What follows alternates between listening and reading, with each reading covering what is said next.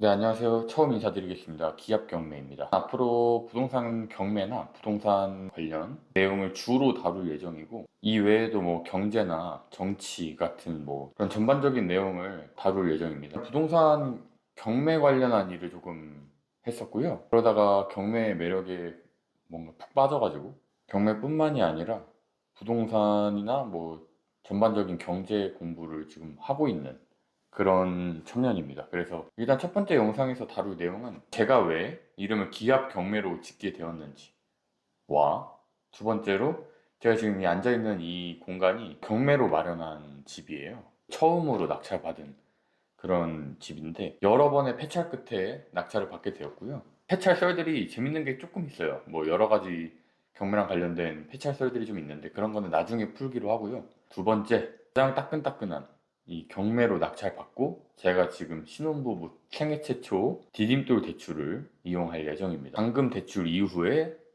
디딤돌 대출로 갈아탈 예정이에요. 그래서 낙찰 후에 잔금 대출을 했고 그 다음에 정책자금, 요즘 신혼부부들이나 뭐 생애 최초 같은 분들은 정책 대출을 많이 이용하기 때문에 그렇게 갈아타는 과정에서 있는 일들, 좀 여러분들에게 도움이 될 만한 일들을 얘기해 보려고 합니다. 좀 따끈따끈한 썰이에요. 도움이 아마 될 것 같습니다. 그래서 좀 시행착오를 제가 첫 번째 낙찰 받고 나서 시행착오를 겪었던 것들 중에 여러분들한테 제일 도움이 되는 이거 누가 알려주나 했던 것들 위주로 일단 말씀을 드려보도록 하겠습니다. 제 이름을 기압경매라고 지은 이유는 일단 제가 경매업에 있으면서 조금 느꼈던 부분이 뭐냐면 일단 경매가 아무래도 부동산이다 보니까 그렇게 막 주식이나 이런 것처럼 엄청나게 변동성이 크지가 않아요. 그래서 웬만하게 싸게만 사면은 웬만큼 안전마진을 확보하고 들어가는 건데 그게 쉽지가 않아요. 이게 작은 돈도 아니고 대출이라는 그런 거를 좀 이용을 해야 되다 보니까 레버리지를 활용을 해야 되다 보니까 이 돈이 물론 중요하지만 경매라는 것은 용기가 더 필요하다. 이거를 받고 명도, 뭐 대출, 권리 분석 이런 거를 내가 해내겠다. 혹은 리스크를 안고 내가 싸게 사겠다. 그 싸게 사겠다는 집념 하나로 그런 것들을 리스크를 내가 지어야 된다. 그러니까 이게 돈보다는 뭔가 기하, 용기 이런 게 더 중요하다라는 것을 되게 느꼈습니다. 그래서 제 이름을 기압경매, 돈으로 하는 게 아니라 용기로 하는 것이다라는 취지의 이름을 기압경매라고 짓게 됐고요. 기압을 가지고 용기를 가지고 처음 낙찰을 성공을 한 게 바로 지금 이 집입니다. 이 집에 대한 뭐 금액이나 뭐 위치 이런 건 너무 개인정보가 특정이 되다 보니까 비공개로 한다는 점 양해 부탁드리고요. 이제 제일 중요했던 것들.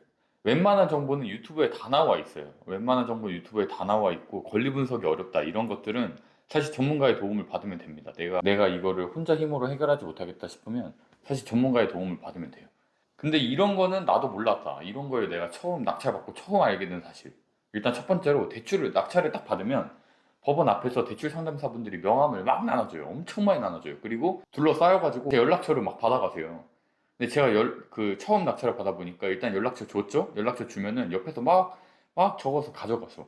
그리고 어떻게 알았는지 모르겠지만 내가 연락하지 않은 대출 상담사분들한테도 연락이 막 많이 오고 이러는데 대출이 되게 좀 틀어막히고 이러는 와중에 낙찰을 받았어요. 그래서 대출이 나올지 말지 되게 좀 쫄려있는 상태였는데 연락이 오는 대출 상담사마다 제가 다 제 그걸 알려드렸어요. 그래서 심사 넣어달라, 뭐 얼마 나올까요? 막 이런 거를 대출을 물어보는 상담사 분들마다 요청드리고 막 제가 연락해서 막 하고 이랬었어요. 그러다 보니까 무슨 일이 벌어졌냐? 하루에 전화 한 30통씩은 한 것 같아요. 막 계속 전화 와가지고 막 누군데요? 막 얼마 해줄게요. 막 문자 계속 오고 이제 그 지금까지 가다 보니까 제가 그걸 하나하나 꼼꼼하게 체크를 또 안 했어요. 누구한테 얼마 뭐 이런 거를 일일이 다 체크를 했었어야 되는데 그러다 보니까 전화가 계속 오고 그 지경까지 가니까 이분 누구셨지? 막 어디서 연락 주셨죠? 막 이런 경우도 많이 왔었고 제가 안내받은 똑같은 대출 상품을 계속 받는 경우도 있었고 그리고 중요한 게 이게 그 심사를 넣었잖아요. 제가 뭐 동의서까지 적어가지고 내는 그 심사가 있는데 그 심사를 하면 막 물건이 돈다라고 표현하더라고요. 그러니까 이 은행 저 은행 이렇게 심사를 넣어가지고 물건이 돈다 막 이렇게 표현하시더라고요. 물건이 도는 물건 같은데 뭐 빨리 결정하셔야 돼요 막 이런 식으로 압박도 와요. 근데 그게 진짜 그 업계에서 물건이 돌면은 대출을 안 해주는지 모르겠는데 제 개인적인 의견으로는 그렇다고 한들 내가 어디 특정해서 대출을 하겠다고 하면 안 빌려주진 않겠죠. 왜냐면 그들한테도 이득이니까. 어찌됐든 간에 처음 낙찰을 딱 받으면 대출을 누구한테 요청을 했는지, 몇 명한테 했는지 뭐 이런 걸 다 꼼꼼하게 체크를 하셔야 될 것 같고, 그 다음에 너무 많은 상담사한테 상담을 받는 거는 좋지 않다. 이게 정보가 너무 많고 이러다 보니까 헷갈리고, 그 다음에 오는 대출 상품이 다 거기서 거기에요. 예를 들어서 뭐 부동산을 볼 때 내가 봤던 매물을 또 소개시켜주는 그런 느낌입니다. 특정 몇 명만, 한 제 생각에 3, 4명이면 충분할 것 같아요. 특정 몇 명만 연락을 드려서 그분들이랑 진행을 하는 게 조금 더 좋았을 뻔했다. 너무 많은 모든 대출 상담사 분들한테 그거를 알려주다 보니까 정보량도 너무 많았고, 그 다음에 똑같은 거 계속 받았고, 하루에 전화 계속 오고 문자 계속 왔고 좀 힘들었습니다. 여러분들은 좀 잘 체크하셔야 될 것 같고, 그다음 두 번째로 이제 안정적으로 제가 대출을, 제 잔금 대출을 받고 잔금을 쳤어요. 그 다음에 정책 대출, 뭐 보금자리론이나 디딤돌 대출 같은 거를 이제 갈아타기 위해서 준비를 하고 있는데, 대출 기간이 있어요. 뭐 최소 50일 뭐 이런 식으로 대출 기간이 있어서 잔금 대출을 받자마자 대출 심사를 넣으셔야 되고, 그러니까 소유권 이전 등기를 치자마자 3개월 안에 신청을 하셔야 되거든요. 이런 거는 이제 절차대로 쭉쭉쭉 가요. 뭐가 문제냐면 경락이 조금 더 많이 나왔어요. 그러니까 예를 들어서, 그러니까 시중은행 대출은 경락은 낙찰받은 물건 가지고 담보 가치를 평가를 해서 그거에 대해서 빌려준단 말이에요. 그래서 저도 지금 정책 대출보다 더 나왔었는데, 정책 대출은 내가 낙찰받은 그 금액에서 LTV 뭐 70%뭐 그다음 방빼기 하고 뭐 이런 식으로 해서 빌려준단 말이에요. 그러다 보니까 뭐 예를 들어서 1억을 내가 은행에서 빌려서 잔금을 쳤어요. 정책 대출에서는 7천만 원, 뭐 8천만 원밖에 안 나올 수가 있다는 거예요. 안 나올 확률도 높고, 실제로 경매는 더 싸게 받았기 때문에. 그러면 내가 1억으로 잔금을 쳤더라도 정책 대출에서 8천만 원밖에 안 나오면 내가 2천만 원을 더 가지고 있어야 되는 거죠.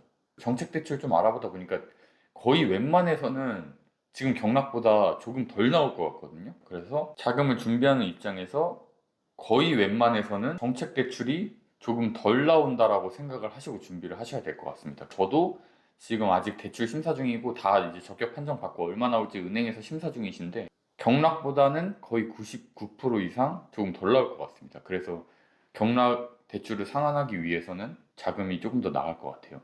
신혼부부분들, 청년분들, 이런 정책 대출을 이용해서 경매를 이용하려고 하시는 분들은 이런 것들도 고려를 하시고 대출을 받으셔야 될 것 같아요. 은행 대출이 웬만해서는 지점장이나 그 은행 대출을 다루는 그 창구 사람 바를 굉장히 많이 타요. 저도 다른 은행에서, 그러니까 첫 번째로 간 은행에서는 솔직히 저 경매 대출 뭐 이런 거 잘 안 다뤄봤다 이런 식으로 말씀을 하셔가지고 진행 안 하고 다른 은행으로 가서 진행을 하고 있습니다. 그래서 내가 대출 받고자 하는 은행, 뭐 이런 분들의 그런 역량이라고 해야 될까요? 그런 뭐 경험 이런 것들도 굉장히 중요하게 작용을 한다. 이 대출을 받는 과정에서 제가 제일 깨달은 점은, 제가 뭐 손해를 최소화하려고 막 대출 상담사들한테도 뭐 명함 뿌리고 뭐 왜 이렇게 했었어요. 그러다 보니까 이 피로감이 더했던, 그리고 일 처리가 뭐 지연이 되거나, 지연이 되지는 않았지만 지연이 될 수도 있을 것 같아요. 그래서 다음에 내가 만약에 한다면 10만 원, 20만 원 정도의 손해를 감수하더라도 전화를 30통 이상 받고 싶지 않기 때문에 적정량의 정보만 취합을 할 것 같아요. 그러니까 제가 뭐 손해를 너무 안 보려고 막 최적의 조건을 찾기 위해서 막 명함 뿌리다 보니까, 지금 다시 한다면 한 12, 20만 원 내더라도 그냥 한 5명 정도, 한 4명 정도 분만 드리고, 4명도 좀 많나? 어찌됐든 간에 드리고 그분들 안에서 해결하지 않았을까. 그리고 정책자금 대출은 심사 기간도 있고요. 그 다음에 심사액도 내가 생각한 것보다 훨씬 적게 나올 수 있기 때문에 홈페이지에서 대출 심사를 해볼 수 있어요. 대출 얼마 나올까, 예상 대출액을. 그거보다도 적게 나올 확률이 높기 때문에 자금 스케줄을 굉장히 촘촘하게 잘 작성을 하시고 들어가셔야 된다 라는 말씀을 드리고, 1편을 마무리 짓도록 하겠습니다. 2편도 있는데, 폐차를 하면서 있었던 썰들이나 그 다음에 폐차를 하면서 느꼈던 점들, 여러분들이 시행착오를 좀 덜어드리기 위한 그런 내용들을 만들어 보도록 하겠습니다. 이상 기합경매 1편 마무리 짓도록 하겠습니다. 2편에서 뵙겠습니다.